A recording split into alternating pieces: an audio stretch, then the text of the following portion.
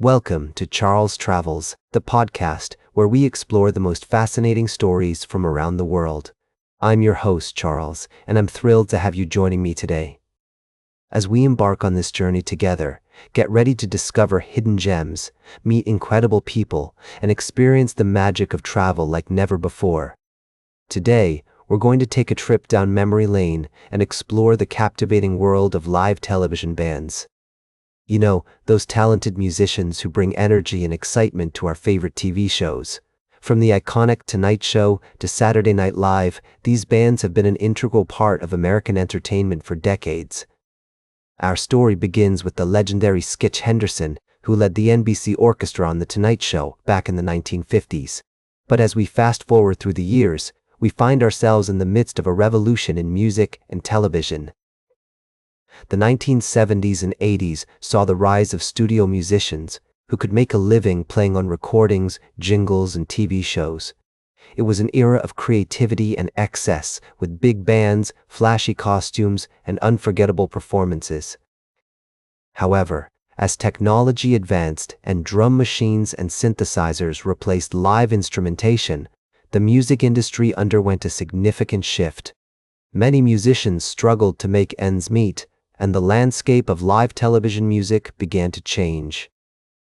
Despite these challenges, some talented individuals continued to thrive. We meet Summer Camargo, a 20-year-old trumpeter who landed a coveted spot in the Saturday Night Live band. She shares with us what it's like to play in front of millions of people every week and how this gig has changed her life. We also hear from Louis Cato, who was part of Jon Batiste's Stay Human band on The Late Show. He opens up about the demands of being a live TV musician and how he managed to balance his creative passions with the pressures of performing on national television. As we delve deeper into this fascinating world, we begin to realize that the era of live television bands may be coming to an end. With the rise of pre-recorded music and streaming services, the traditional model of live TV music is facing extinction. But what does this mean for our culture? And how will it impact the way we experience music and entertainment? These are just some of the questions we'll be exploring today on Charles Travels. We'll take you behind the scenes of the TV music industry, introduce you to some incredible musicians, and examine the implications of this shift in our cultural landscape. So sit back, relax, and join me on this journey into the world of live television bands. It's a story that's full of music, passion, and creativity. We'll be right back with more fascinating travel adventures on Charles Travels. Welcome back to Charles Travels. As we continue our journey through the fascinating stories of our time, I'd like to take you on a detour into the realm of space exploration. You know, there's something about the moon that has always captivated human imagination. Perhaps it's the way it glows in the night sky, or the mysteries that lie beneath its surface. Whatever the reason, the moon has been a source of endless fascination for us, and today, we're going to explore some interesting concepts that could have changed the course of space history. As I was reading through some archival materials, I stumbled upon an intriguing article about Project Gemini, a NASA program that laid the groundwork for the Apollo missions. What caught my attention was the discussion around advanced concepts that were considered but never implemented. It's amazing to think about how different the trajectory of space exploration could have been if these ideas had taken off. For instance, did you know that there were proposals for Gemini missions that would have involved more complex orbital maneuvers and even included the use of nuclear power? It's mind-boggling to consider how these technologies could have accelerated our understanding of space travel. Of course, as we all know, the Apollo program ultimately achieved its goal of landing humans on the moon. But it's fascinating to think about what could have been. As I delved deeper into this topic, I began to appreciate the intricate dance between technological innovation and the limitations of resources. It's a reminder that even in the most ambitious pursuits, we must be mindful of our constraints and make difficult decisions about which paths to pursue. Now, as we gaze up at the night sky, we can appreciate the beauty of the moon in its current phase. According to NASA, tonight's moon is in its first quarter phase, with 53% of its surface illuminated by the sun.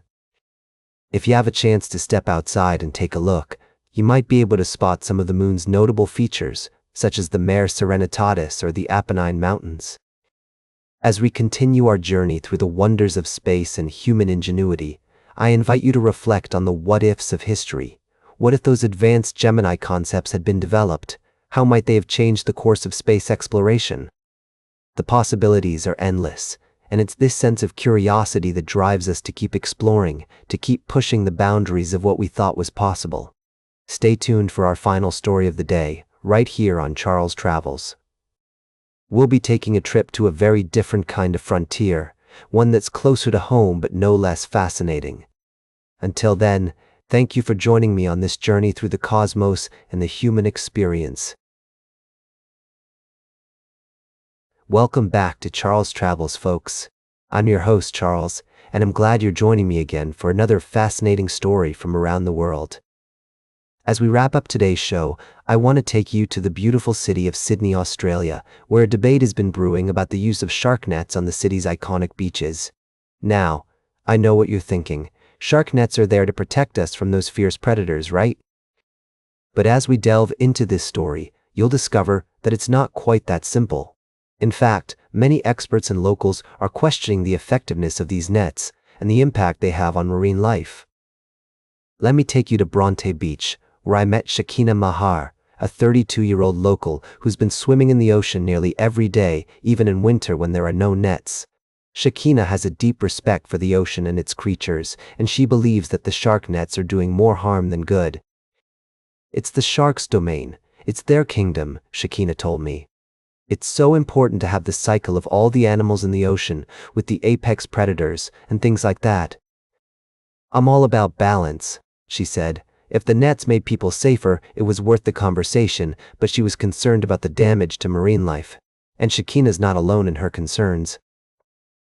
Macquarie University professor Cullum Brown, a fish and shark scientist, says there's no scientific evidence that suggests swimming at a beach with a net is any safer than swimming at a beach without one.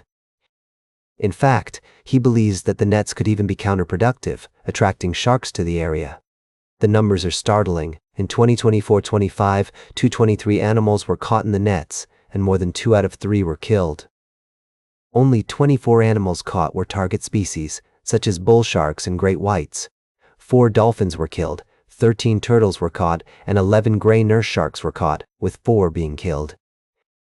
Despite these concerns, the New South Wales government has announced that it will be installing shark nets at 51 beaches from Wollongong to Newcastle this summer, alongside other shark mitigation measures such as smart drum lines and drone surveillance. However, in a move that's been welcomed by conservationists, the government has also announced a trial to remove the nets from some beaches to see if it makes a difference.